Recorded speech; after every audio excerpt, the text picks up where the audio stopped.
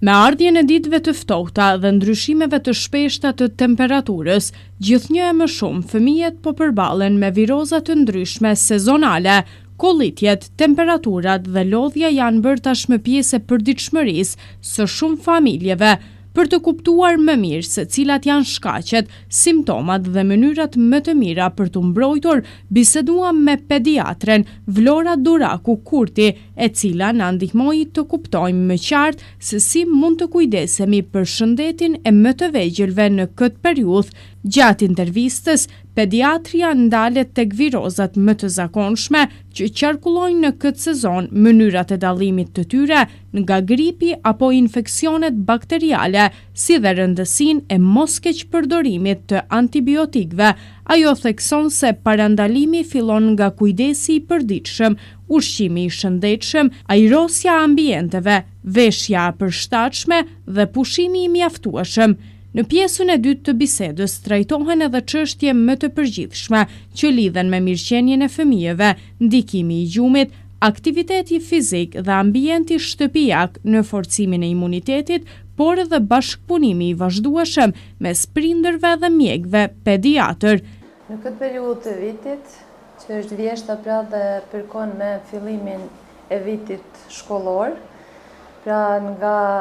pas vere që fëmijët mësohen të pushojnë, të mos jenë në kontakte të afërta njëri me tjetrin, fillon ai grumbullimi nëpër shkolla dhe institucione parashkollore dhe nga vetë fakti pra i kësaj jetës kolektive të them në prania e shumë fëmijëve në një ambient të mbyllur, krijon terene të përshtatshme për shumimin e viruseve, bakterieve, pra mikroorganizmave të ndryshëm të cilët shkaktojnë shenja dhe simptoma të ndryshme tek fëmijët. Zakonisht vendin e parë e zënë infeksionet virusale të rrugëve të sipërme të frymarrjes, zakonisht që i quajmë ne ato respiratore, mirëpo kemi pasur edhe të tjera, do të thonë edhe të traktit gastrointestinal, që është sistemi i tretjes, pra i zorrëve që karakterizohet me të vjella, me barqitje, me temperaturë të rritur trupore, kurse këto respiratore zakonisht me rrjedhje të hundëve, qoftë edhe bllokim të tyre, me një temperaturë e cila nuk kalon shumë, deri në 38-38,5 zakonisht. Pak raste ka kur ato arrin në shkallë më të lartë, do të thënë deri në 39-40, janë raste më të rralla, zakonisht janë simptoma të lehta, të lehtë të kalueshme, do të thënë vetëm me trajtim që ne e quajmë simptomatik, do të thënë vetëm trajtohen ato simptoma që ka fëmia, qoftë ulja e temperaturës, qoftë zhvllokimi i hundëve, dhënia e ilaçeve të ndryshme kundër kollës, sepse karakterizohen edhe me kollë, e cila mund të jetë herë thatë, herë produktive, por që zakonisht për 3 deri në 5 ditë kalojnë me trajtime adekuate. Cilat janë ndoshta ato simptoma që prindrit duhet t'i njohin me njëherë dhe i shohin tek fëmijët e tyre? Po, prindrit zakonisht paraqiten. Me paraqitjen e atyre simptomave të para, ato vinë dhe kërkojnë ndihmën e pediatrit, që do thoja në shumicën e rasteve edhe nuk ka nevojë që të shpejtojnë për të kërkuar shpejt një ndihmë të pediatrit, sepse këto janë viroza që zakonisht për 3-4 ditë edhe vetë shërohen, pra kalojnë vetë, sepse rrjedha e hundëve, një temperaturë si thash diku në vlera optimale, do të thënë deri në 38-38,5, nëse fëmia është në gjendje të mirë, të përgjithshme, do të thënë nuk është i plogësht, nuk është si i përgjumur, nuk është temperatura e lartë, han mirë, pin mirë, do të thënë nuk e refuzon ushqimin as lëngjet, atëherë nuk ka nevojë që të shpejtojë. Në të kundërtën, nëse fëmia refuzon të hajë, sidomos të pijë, sepse ushqimi si ushqim nuk është edhe problem nëse nuk hajnë 2-3 ditët e para, sepse do ta kompenzojë më vonë me rekuperimin e tij. Mirëpo lëngjet janë më problem, sepse një fëmijë i dehidruar pastaj i përkeqësohet gjendja dhe duhet të trajtohet me mënyra tjera, nuk mjaftojnë këto mënyrat në shtëpi ose në ambulancë, po duhet të shkojë në spital nëse është shumë i dehidruar, në qoftë se ka temperaturë të cilën prindërit nuk mund ta kontrollojë me ilaçe që janë kundër temperaturës, që zakonisht e dinë të gjithë prindit paracetamoli dhe në raste më të rënda brufeni, atëherë duhet të paraqiten te mjeku. Cilat janë ndoshta edhe ato mënyrat më të mira për të parandaluar përhapjen e virozave në familja apo në shkollë dhe në kopshte për fëmijët më të vegjël? Po, sigurisht duhet të përmend dhe një viroz e cila ndoshta dhe vite tjera nuk ka qenë kaq e përhapur sa këtë sezon, pra këtë vjesht. Bëhet fjalë për fëmijët parashkollor kryesisht, sepse ky virus, që është virusi Coxsackie dhe enterovirusi, sulmon zakonisht këto moshat parashkollore deri në 10 vjeç, domethënë është karakteristik e një sëmundje që quhet sëmundja e gojës, duarve dhe këmbëve. E din tashmë shumica e prindërve sepse kemi pas plot raste që kanë frekuentuar repartin tonë të pediatrisë këtë muajin e fundit dhe karakterizohet me temperaturë të lartë, e cila është 2-3 ditë e para, dhe pastaj disa ndryshime në lëkurën e fëmijës. Zakonisht rreth gojës edhe është karakteristike sepse prek shuplakat e duarve dhe shputat e këmbëve. Domethënë është shumë karakteristike. Është pikërisht ky virusi që e përmenda që e shkakton, duket kështu, do thoja keq, sepse kur e sheh fëmin në atë gjendje, të duket se është shumë keq, mirë po në fakt nuk është një virus kështu do thoja që shkakton probleme serioze, janë probleme të kalueshme, sepse fëmia është më shumë i shqetësuar nga që e shqetësojnë këto ndryshimet në lëkurë, siç mund të përcillet me djegje, me kruarje, mirë po me ilaçe, me trajtim korrekt kalon edhe ai si gjithë të tjerë, zakonisht gjatë deri në 1 javë. Pra fëmijët duhet të izolohen, këto fëmijë që janë të prekur nga ky virus dhe cilido virus tjetër qoftë, sepse ishte pyetja si duhet të parandalohen. Pra fëmija e cili është me simptoma të çfarëdo lloji sëmundje, infeksioni, nuk duhet të frekuentoj as institucionet parashkollore, domethënë as çerdhen, as edhe shkollën qoftë ajo, sepse duhet të ruaj, edhe duhet edhe ai pra të ruhet, të mos i lepen aktivitete të ndryshme, sepse lodhet në atë formë, sepse secila viroz don dhe pushim në mënyrë që të rikuperohet organizmi sa më shpejt dhe duhet të rrinë të izoluar deri në 1 javë. Mjafton 5 deri në 7 ditë derisa të fillojnë të përthahen ato ndryshimet në lëkurë. Cilat janë ato gabime që prindërit i bëjnë zakonisht kur fëmijët janë me lloje të virozave të ndryshme të stinës? Po pikërisht kjo, do ndërlidhesha me pyetjen paraprake, është ndoshta edhe nga një arsyetim sepse nuk kanë ku ta lënë fëmijën dhe shpejtojnë ta kthejnë në çerdhe ose në shkollë nga fakti se nuk ka kush të kujdeset për fëmijën në shtëpi dhe e çojnë më herët për shembull se sa trupi arrin të rikuperohet dhe në fazën ku fëmia është akoma infektiv. Domethënë është infektiv për fëmijët e tjerë, sepse nga ky fëmijë pastaj e marrin shumica e fëmijëve të tjerë kur rrinë në kontakte të afërta njëri me tjetrin, sepse këto virozat dhe të gjitha zakonisht shumica e sëmundjeve të fëmijët përhapen përmes duarve, përmes kontaktit të afërt njëri me tjetrin, sepse ato janë të vegjël dhe rrinë pak a shumë afër, domethënë në kontakte të afërta, qoftë përmes lojës, qoftë përmes aktivitete të ndryshme që bëjnë në çerdhen e tyre ose në shkolla. Këtë vit si është gjendja e fëmijëve, gjendja përgjithshme e fëmijëve në qytetin tonë sa i përket edhe virozave? Po, mund të them me plot bindje se gjendja është në kontroll, domethënë përveç këtyre rasteve sporadike nuk kemi ndonjë problematik më të madhe, mund t'i kontrollojmë të gjithë vinë, vizitohen, marrin mjekimet e duhura, trajtohen kryesisht në shtëpi, në kushte shtëpiake. Rrallë kemi patur nevojë që të dërgojmë në shërim në spital, qoftë i Tivarit, për në Podgoricë, jo, s'kemi pas rast. Keni bashkëpunimi me këto spitale dhe sa janë ju ofrojnë ndoshta dhe ndihmë paraprake? Patjetër, bashkëpunimi ekziston, më thonë në mes nesh që jemi një kujdesi shëndetësor primar, me kujdesin shëndetësor sekondar që është në Tivar dhe atë terciar që është në Podgoricë, pra Instituti për sëmundjet e fëmijëve në Podgoricë. Kemi kontakte shumë të mira, kur kemi nevojë për ndonjë konsult, thrasim, pyesim, dërgojmë fëmijët në marrëveshje me kolegët atje.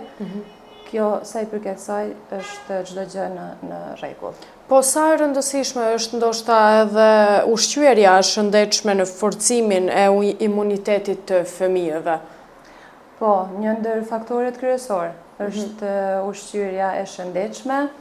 e rregullt, më thënë marrja e lëngjeve gjithashtu, sepse një fëmijë që të jetë i shëndetshëm duhet të jetë i ushqyer shëndetshëm dhe të marrin sasinë e duhur të lëngjeve. Kur them mënyrë shëndetshme, kam parasysh që duhet të marrin sasi të mjaftueshme të pemëve, perimeve, ushqimeve me luk, jo ushqime të thata, të shpejta, që zakonisht fëmijët në kohët e sotme, domethënë, preferojnë më tepër këto lloj ushqimesh dhe për atë si rezultat ose si pasojë, mund të them, kemi edhe paraqitjen e obezitetit ose mbipeshës, e cila është në masë goxha të madhe dhe çdo vit nga viti në vit është në rritje pra përqindja e këtyre fëmijëve që kanë mbipeshë. Mirë, po kjo mbipeshë nuk ngelet vetëm te mbipesha, por është bazë për të patur edhe probleme tjera me pastaj me zemër, me problemet e sheqerit, hormoneve, sepse të gjitha ato janë të lidhura me këtë marrjen e ushqimit të tepërt, ushqimit jo të shëndetshëm dhe mbipeshës. Çfarë këshillash do ju jepnit prindërve për të kaluar sa më lehtë këtë sezon të virozave që është për fëmijët? Po, për të kaluar sa më lehtë ishin pikërisht këto që thash, por kur jemi të prindërit do ju lutesha sepse nuk di pse është kohët e fundit, vitet e fundit është një prirje që më tepër, nuk e di sepse më tepër të besohen burimet jo të vërtetuara, sepse këto kërkojnë informata, po nuk e din se ku t'i kërkojnë. Më thonë informatat e sakta, të cilat janë të bazuara në shkencë, të cilat janë të vërtetuara, duhet të merren vetëm nga persona që janë kompetent. Do thënë nga persona që merren me mjekësi, qoftë doktor ose punëtor shëndetësor, e jo në përburime të ndryshme nëpër internet, sepse aty dihet tashmë se ka të drejtë të shkruaj çdo kush, që nuk është kompetent dhe nuk ka të bëj fare me atë. Biles me përqeu në një artikull që lexova këto ditët e fundit se në Kinë paskën sjellur, domethënë një aprovuar një ligj i cili dënon ato që shkruajnë, personat jo kompetent që shkruajnë diçka e cila nuk ka të bëj fare me to, me profesionin e tyre. Ajo është shumë diçka e mirë, sepse prindërit kërkojnë informacion dhe kur e kërkojnë atë informacion nuk e din se çfarë burimi. Zakonisht to janë burime të rrejshme dhe burime të pavërtetuara. Më thonë sa i përket shëndetit të fëmijëve të tyre duhet t'i besojnë vetëm pediatrit dhe ka burime të sakta ku mund të kërkojnë, ku mund të gjejnë informata për çfarëdo qoftë ajo, por të jenë të sigurta, të jenë të vërtetuara. Në bisedën paraprake folëm edhe për vakcinimin e fëmijëve edhe në shkolla. Sa ishtë kjo e rëndësishme këtë vit? Jemi në prag të fillimit të shikimeve sistematike, që ne i bëjmë çdo vit në mënyrë të rregullt në shkollat fillore, të gjitha shkollat fillore të qytetit tonë, po ashtu edhe në shkollën e mesme. Në këto shikime përfshihen klasat e 2-ta, të 4-ta, të 6-ta, klasat e 9-ta, klasat përfundimtare, ku kemi edhe vaksinimin. Konkretisht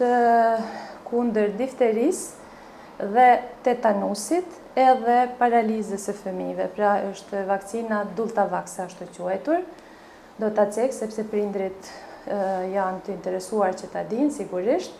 Kemi dërguar njoftimet nëpër shkolla dhe tani presim që të fillojmë besoj nga java tjetër ose ditët në vijim do të fillojmë. Këtë herë, për ndryshim nga vitet e tjera, do t'i ftoja këtu nxënësit së bashku me prindrit e tyre, që të jenë pse jo prezent gjatë këtyre shikimeve sistematike dhe gjatë vaksinimeve të rregullta sipas kalendarit të vaksinimit i cili është i obligueshëm në shtetin tonë. Po ashtu, në shikime sistematike kemi edhe klasat e përfundimtare të shkollës së mesme, që është viti i 3 dhe viti i 4. Po ashtu, edhe këto maturantat kanë nga një vaksinë që të marrin. Sa i përket virozave, gjithsesi parandalimit të tyre, në qoftë se është e mundur deri diku, sepse është një gjë e cila nuk është në kontrollin dhe në dëshirën tonë. Virozat kanë qenë gjithmonë të pranishme, ashtu janë edhe sot dhe do të jenë edhe në vazhdim. Por një gjë që ndoshta i përshtatet disi dhe është një teren i përshtatshëm janë edhe këto ndryshimet klimatike, kështu si të menjëhershme, do të thonë luhatja temperaturave nga ftohtë në nxehtë dhe anasjelltas, sepse këto i përshtaten zhvillimit dhe shumimit të viruseve. Duhet të kenë parasysh, pra, siç thash, kur një fëmijë është i smur, kur ka simptoma të një infeksioni, qoftë virusal, qoftë bakterial, duhet të izolohet për disa ditë, varësisht nga rekomandimi i pediatrit, të mos shkoj as në këto parashkollore institucione, as në shkollë, varësisht përkatësisht nga mosha e fëmijëve. Duhet të ushqehen në mënyrë të rregullt, të marrin lëngje sa më tepër, të kujdesen sigurisht edhe për higjienën, sepse siç e ceka dhe më lart janë duart ato përmes të cilave, sidomos fëmijët parashkollor, nuk është edhe pamundur që të kontrollohen sa i përket kësaj gjëje, por duhet të jepet kujdesi maksimal sa është i mundur. Po ashtu gjumi është një faktor tjetër i cili ndikon shumë në imunitetin e fëmijëve, në rikuperimin e organizmit. Duhet të shmangin ato të famshmet telefona, kompjuter, sepse shumë po kalohet kohë. Fatkeqësisht fëmijët mjaft të vegjël kalojnë shumë kohë në këto mjetet elektronike. Duhet të minimizohet përdorimi i tyre, sepse fajtor kryesor, do thoja edhe për disa raste që janë me mangësi të vëmendjes, të koncentrimit, kemi plot, sepse një fëmijë, për shembull 6 vjeçar i cili është i gatshëm për shkollë, të regjistrohet në klasë të parë, duhet ta ketë vëmendjen, duhet ta ketë fokusin, duhet ta ketë përqendrimin, koncentrimin. Ne po kemi shumë problem me këto do të thoja aftësi. Po ashtu edhe shumë fëmijë kanë problem edhe me theksimin e disa shkronjave në gjuhën shqipe, sepse po duke përdorur shumë të mjetet elektronike, ato zakonisht shikojnë në gjuhën angleze. Besoni, ka fëmijë që nuk e din gjuhën shqipe, gjuhën amtare, qoftë shqipe, qoftë malazeze. Më thënë, vinë fëmijë për të regjistruar në klasë të parë dhe fëmija flet a thu se është rritur në Amerikë. Më thënë, për këtë e fajsoj vetëm prindin. Ekskluzivisht kjo është faj vetëm i prindin, sepse me një fëmijë duhet të flitet, duhet të drejtohet sy në sy, duhet të mësosh fëmijën që të shikoj, që të dëgjoj dhe të mësoj të dëgjoj tjetrin, sepse përmes këtij komunikimi është baza për të zhvilluar dhe për të arritur të gjitha aftësitë pastaj që i duhen edhe për parashkollor, por sidomos në shkollë. Këto pra duhet të punohet më shumë, duhet të punohet me fëmijë, se jo të jepet në një telefon edhe të kalohet shumë kohën atë. Kjo vlen edhe për prindi, sa dhe prindi rrin krejt kohën me telefon, kështu që ajo është reciproke, dhe më thënë, duhet të dëgjohet fëmiu, kërkesat e tij, nevojat e tij, dhe t'i kthehet me të njëjtën monedhë. Në mënyrë që të kemi rezultatet të cilat i duam, sepse rezultatet i duam, i presim, po duhet puna. Më thënë, që të rrisësh një fëmijë të shëndetshëm, të suksesshëm, duhet që t'ja kushtosh maksimumin e mundshëm. Këshillat e doktoreshës janë një kujdes e vlefshme për çdo prind që dëshiron ta përballojë këtë sezon me kujdes dhe qetësi, duke i ofruar fëmijës mbrojtjen dhe dashurinë që ai ka më shumë nevojë në këto ditë të ftohta që janë duke ardhur.